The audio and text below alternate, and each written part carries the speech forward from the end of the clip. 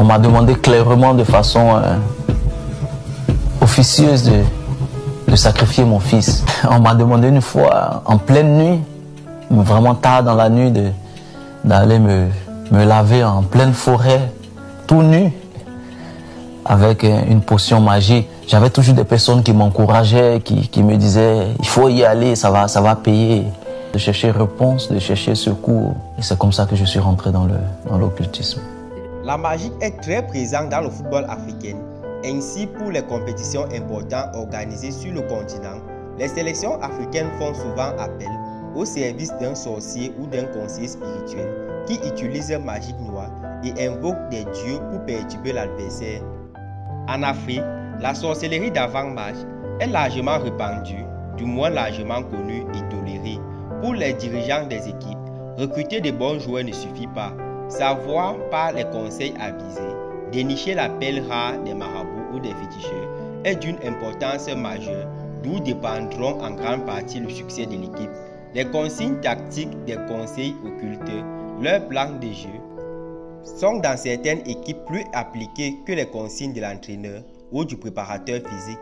Parfois, les joueurs ne doivent pas faire l'amour la veille ou quelques jours avant le match, ou encore, ils ne doivent pas serrer la main d'une femme, surtout si elle est en règle, avant le match, et c'est après des rituels exécutés soit au cimetière, soit à main, apportés par les joueurs ou même des bains spécifiques, avec des plantes bien indiquées, mélangées parfois à du sang d'animaux spécifiques.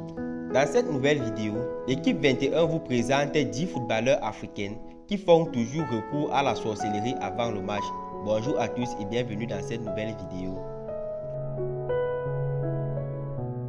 Si vous êtes nouveau, abonnez-vous à la chaîne, activez la cloche de notification et laissez-nous un gros pouce bleu. Merci et bon visionnage.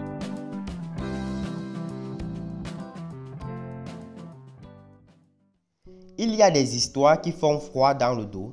Celle de Shiva Star Zego en fait incontestablement partie. Dans une vidéo publiée sur YouTube, on a du mal à le reconnaître. Le joueur formé à Nantes et ancien international espoir gabonais s'est confié sur les zones d'ombre de sa carrière de footballeur lors d'une cérémonie religieuse et le moins que l'on puisse dire, c'est que le joueur avait le cœur lourd. Voici l'extrait de son témoignage.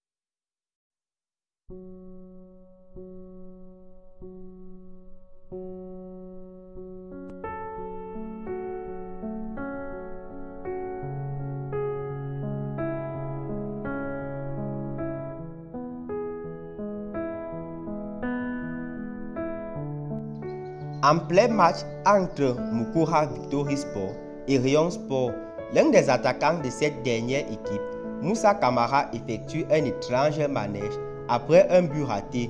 On le voit se précipiter sur la cage adverse, s'accroupir et déterrer quelque chose au pied d'un des poteaux avant d'être poursuivi par l'un des joueurs de Mukura, visiblement furieux. Quelques minutes plus tard, ce même Camara finit par trouver le chemin des filets et égalise. Le scandale éclate. La rencontre serait entachée par des pratiques occultes.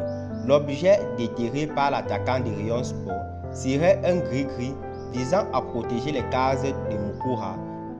L'incident a été très pris au sérieux par la Fédération rwandaise de football. L'instance a organisé une réunion de crise et a décidé de bannir la sorcellerie des terrains.